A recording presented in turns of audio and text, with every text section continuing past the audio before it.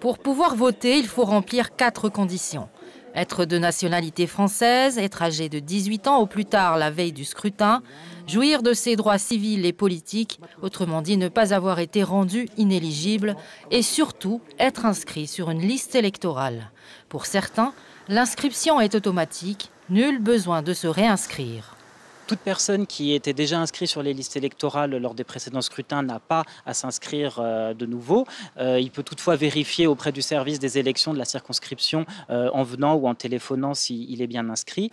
Pour d'autres, en revanche, une démarche administrative est nécessaire. Cette inscription concerne les personnes ayant changé de domicile ou les jeunes majeurs. Si ces jeunes ont fait leur recensement à la circonscription au bureau de la réglementation lors de leurs 16 ans, leur inscription se fera d'office sur les listes. S'ils n'ont pas fait leur recensement, alors dans ce cas-là, il faut penser à venir s'inscrire. Et toute personne ayant 18 ans jusqu'au 19 mars a le droit de voter pour les élections territoriales. Comme en France, il existe 3 façons de s'inscrire. Sur Internet, par courrier postal ou en mairie, ou circonscription pour Wallis-et-Futuna.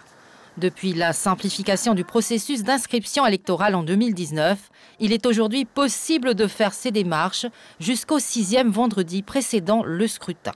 C'est pourquoi le dernier délai pour voter au territorial est fixé au 11 février.